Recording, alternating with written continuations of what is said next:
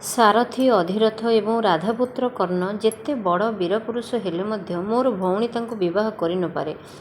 ଧୃଷ୍ଟଦ୍ୟୁମ୍ନଙ୍କ କଥା ଶୁଣିବା ମାତ୍ରେ ବୀର କର୍ଣ୍ଣ ନୀରବରେ ଧନୁ ଯଥାସ୍ଥାନରେ ଥୋଇଦେଲେ। ବିଷଣ୍ଣ ବଦନରେ ଥରେ ଚାହିଁଲେ ଆକାଶରେ ঈଷତ୍ ଢଳି ପଡ଼ୁଥିବା ମଧ୍ୟାହ୍ନ ସୂର୍ଯ୍ୟଙ୍କୁ। ଖଣ୍ଡେ ଅଦିନ ବଉଦ ଠିକ୍ ସେହି ସମୟରେ ସୂର୍ଯ୍ୟଦେବଙ୍କୁ ଢାଙ୍କି ଦେଉଥିଲା। ଲକ୍ଷେ ରାଜାଙ୍କ ସମ୍ମୁଖରେ ବୀର କର୍ଣ୍ଣଙ୍କର କେଜାଣି କେଉଁ ନୀରବ ଅଭିଯୋଗର ମୁକାବିଲା କରିବା ପାଇଁ ସୂର୍ଯ୍ୟଦେବ ଯେପରି ସେହି ମୁହୂର୍ତ୍ତରେ ଉପସ୍ଥିତ ନଥିଲେ। କର୍ଣ୍ଣ ସ୍ୱସ୍ଥାନକୁ ଫେରିଯିବା ପୂର୍ବରୁ ବିଷାଦିତ ତୀର୍ଯ୍ୟକ ଦୃଷ୍ଟିରେ ଥରେ ମୋର ବସିଥିବା ମଞ୍ଚ ଆଡ଼କୁ ଚାହିଁଲେ। ସୁନ୍ଦର ପୁରୁଷ କର୍ଣ୍ଣଙ୍କର ସେହି ବିଷାଦପୂର୍ଣ୍ଣ ଦୃଷ୍ଟି ମଧ୍ୟ ଏତେ ମନୋରମ ଥିଲା ଯେ ମୋର ସହଚରୀମାନଙ୍କ ମଧ୍ୟରୁ କେତେଜଣ ବିହ୍ୱଳ ହୋଇ ମୂର୍ଚ୍ଛା ଯିବାର ଉପକ୍ରମ କଲେ। ମୁଁ ମଧ୍ୟ ନିଜକୁ ଅପରାଧିନୀ ମଣିଲି। ମୋର ମନେ ହେଲା ଯେ ବିରାଟ ସଭାସ୍ଥଳରେ ବୀର କର୍ଣ୍ଣଙ୍କର ଅପମାନ ପାଇଁ ମୁଁ ମଧ୍ୟ କେତେକାଂଶରେ ଦାୟୀ। ଲକ୍ଷେ ରାଜାଙ୍କର ପରାଜୟ ଏବଂ କର୍ଣ୍ଣଙ୍କର ଅପମାନ ପାଇଁ ମୋର ଏହି ସ୍ୱୟଂବର ଅଦ୍ଭୁତ ସର୍ତ୍ତ ଯେତିକି ଦାୟୀ ମୁଁ ମଧ୍ୟ ସେତିକି ଅଂଶୀଦାର। ମୋ ପାଇଁ ଏତେ ଯୁବା ପୁରୁଷର ଦୁଃଖ ପାଇଲେ, ବିଶେଷ କରି ବୀରକର୍ଣ୍ଣ ଯେ ତାଙ୍କର ବଂଶ ପରିଚୟ ଯୋଗୁଁ ଅପମାନିତ ହେଲେ, ସେଥିପାଇଁ ମୋର ମଧ୍ୟ କମ୍ ଅନୁଶୋଚନା ନାହିଁ। ପ୍ରକୃତରେ କି ଦରକାର ଥିଲା ଆଜିର ଏ ସ୍ୱୟଂବର ସଭାର? ମୁଁ ବରପୂର୍ବା ଏକଥା ଜାଣନ୍ତି ମୋର ପିତା, ଭ୍ରାତା ଏବଂ ଶ୍ରୀକୃଷ୍ଣ। ଏକଥା ମଧ୍ୟ ସମସ୍ତେ ଜାଣନ୍ତି ଯେ ସ୍ୱୟଂବରର ସେହି ସର୍ତ୍ତ କେବଳ ଅର୍ଜୁନ ଏବଂ କୃଷ୍ଣଙ୍କ ବ୍ୟତୀତ ଆଉ କେହି ରକ୍ଷା କରିବାକୁ କ୍ଷମ ହେବେ ନାହିଁ। ଅର୍ଜୁନ ମୃତ, କୃଷ୍ଣ ପ୍ରାର୍ଥୀ ନୁହନ୍ତି। ତେଣୁ ଫଳାଫଳ ବହୁ ପୂର୍ବରୁ ନିର୍ଦ୍ଦିଷ୍ଟ ହୋଇସାରିଛି। ଯଦିବା ବୀର କର୍ଣ୍ଣ ଜୟଯୁକ୍ତ ହୋଇଥାନ୍ତେ, ସେ ଉଚ୍ଚ ବଂଶର ନୁହନ୍ତି।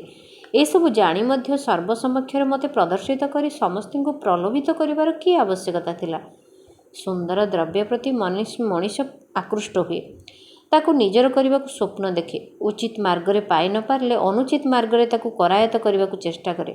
ଲୋଭାତୁର ମଣିଷ ଯେତେବେଳେ ବୁଝିପାରେ ନାହିଁ ସେହି ସୁନ୍ଦର ଦ୍ରବ୍ୟଟିକୁ ଲାଭ କରିବାର ଶକ୍ତି ଓ ସାମର୍ଥ୍ୟ ତା'ର ଅଛି କି ନା, ସବୁ ଚେଷ୍ଟାରେ ବିଫଳ ହେଲେ ଦୁଃଖୀ ହୋଇପଡ଼େ।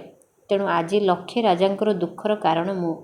ବୀର କର୍ଣ୍ଣ ମୁଣ୍ଡ ତଳକୁ କରି ଧୀରେ ଧୀରେ ଫେରି ଯାଉଛନ୍ତି। ଭସା ବଉଦ ଠେଲି ସୂର୍ଯ୍ୟଦେବ ପୁଣି ଦେଖାଦେଲେଣି। ସଭାସ୍ଥଳରେ କର୍ଣ୍ଣଙ୍କୁ ଅଧିକ ଅପମାନିତ କରିବା ପାଇଁ କେହି କେହି ବିଭିନ୍ନ ପ୍ରକାର କଟୁ ଟିପ୍ପଣୀ ଦେଉଛନ୍ତି। କେହି କେହି କହୁଛନ୍ତି ଏ ହେଉଛନ୍ତି ଅଙ୍ଗଦେଶର ରାଜା କୌରବ ବନ୍ଧୁ କର୍ଣ୍ଣ। ବୀର ଅର୍ଜୁନଙ୍କର ଏକମାତ୍ର ସମକକ୍ଷ ଯୋଦ୍ଧା ହେଉଛନ୍ତି ବୀର କର୍ଣ୍ଣ। କିନ୍ତୁ ପିତୃ ପରିଚୟ ଜଣାନାହିଁ ବୋଲି ସେ ଆଜି ଲାଞ୍ଛିତ ହେଲେ। ସାରଥୀ ଅଧିରଥ କର୍ଣ୍ଣଙ୍କର ପ୍ରକୃତ ପିତା ନୁହନ୍ତି। ଶୁଣାଯାଏ କର୍ଣ୍ଣ ହେଉଛନ୍ତି ସାରଥୀ ଅଧିରଥଙ୍କର ପାଳିତ ପୁତ୍ର, ଅର୍ଥାତ୍ ବୀର କର୍ଣ୍ଣ ହେଉଛନ୍ତି ଅବୈଧ ସନ୍ତାନ। କେହି ଜଣେ ଟିପ୍ପଣୀ କଲା, ନୁହେଁ ତ ଆଉ କ'ଣ, ଯାହାର ପିତୃ ପରିଚୟ ଜଣାନାହିଁ ସେ ଆଉ କ'ଣ ହେଇପାରେ? ଅନ୍ୟ ଜଣେ ମନ୍ତବ୍ୟ ଦେଲା, କର୍ଣ୍ଣ ନୀରବରେ ପ୍ରସ୍ଥାନ କରୁଥାନ୍ତି। ଏ ସମସ୍ତ ଟିପ୍ପଣୀ ତାଙ୍କର କର୍ଣ୍ଣଗୋଚର ହେଉଥାଏ, ଏଥିରେ ସନ୍ଦେହ ନାହିଁ। ମାତ୍ର ନିର୍ବିକାର ଭାବରେ ସେ ସମସ୍ତ ଟିପ୍ପଣୀକୁ ଗ୍ରହଣ କରିବାକୁ ବାଧ୍ୟ ହେଉଥାନ୍ତି। ନିଜର କୌଣସି ଲାଭ ନଥାଇ ମଧ୍ୟ ଅନ୍ୟକୁ ଦୁଃଖ ଦେବାରେ କେହି କେହି ସୁଖ ପାଆନ୍ତି। କର୍ଣ୍ଣ ଅପମାନିତ ହୋଇ ପ୍ରସ୍ଥାନ କରୁଥିବା ଦୃଶ୍ୟ ଅଧିକାଂଶଙ୍କୁ ଆନନ୍ଦ ପ୍ରଦାନ କରୁଥାଏ। ମାତ୍ର ଜନ୍ମ ଓ ମୃତ୍ୟୁ ଯଦି ବିଧି ନିର୍ଦ୍ଧାରିତ, ସେଥିପାଇଁ ଜଣେ ଲାଞ୍ଛିତ ହେବ କାହିଁକି? କର୍ଣ୍ଣଙ୍କର ସେହି ବିଷାଦିତ ପ୍ରସ୍ଥାନରତ ମୂର୍ତ୍ତି ମୋର ହୃଦୟକୁ କରୁଣା ଏବଂ ସହାନୁଭୂତିରେ ଆର୍ଦ୍ର କରିଦେଲା। ମୁଁ ମନେ ମନେ କହିଲି, ବୀର କର୍ଣ୍ଣ, ତୁମର ଏ ଅପମାନ ଓ ଲାଞ୍ଛନାରେ ମୋର ଯଦି କିଛି ଭୂମିକା ଥାଏ, ତେବେ ମୋତେ କ୍ଷମା କର। ତୁମ ଅପମାନର ଜ୍ୱାଳା ମୁଁ ବୁଝିପାରୁଛି, କାରଣ ୟା ପରେ ଲାଞ୍ଛନା ଅପମାନର ପାଳି ମୋର। ବରବର୍ଣ୍ଣିନୀ କୃଷ୍ଣା ପାଇଁ ଏ ପୃଥିବୀରେ ବର ନାହିଁ, ଏ ତ କମ୍ ଲାଞ୍ଛନାର କଥା ନୁହଁ। କର୍ଣ୍ଣଙ୍କ ପରେ ଶିଶୁପାଳ, ଶଲ୍ୟ, ଜରାସନ୍ଧ ପ୍ରଭୃତି ବୀରମାନେ ପରାଜିତ ହୋଇ ଭାଗ୍ୟକୁ ନିନ୍ଦିବାକୁ ଲାଗିଲେ। କୃଷ୍ଣା ପାଇଁ ଆଉ କେହି କ୍ଷତ୍ରିୟ ପ୍ରାର୍ଥୀ ନାହାନ୍ତି? ବର୍ତ୍ତମାନ ସ୍ୱୟଂବର ସଭା ସାଙ୍ଗ କରାଯାଇପାରେ। ପିତା ଏବଂ ଧୃଷ୍ଟଦ୍ୟୁମ୍ନ ବିବ୍ରତ ବିଷର୍ଣ୍ଣ ଦିଶୁଛନ୍ତି। ମାତ୍ର କୃଷ୍ଣଙ୍କ ମୁଖ ସଦ୍ୟ ପ୍ରସ୍ଫୁଟିତ ପଦ୍ମପୁଷ୍ପ ଭଳି ସହାସ୍ୟ ଏବଂ ସରସୀ ଦିଶୁଛି।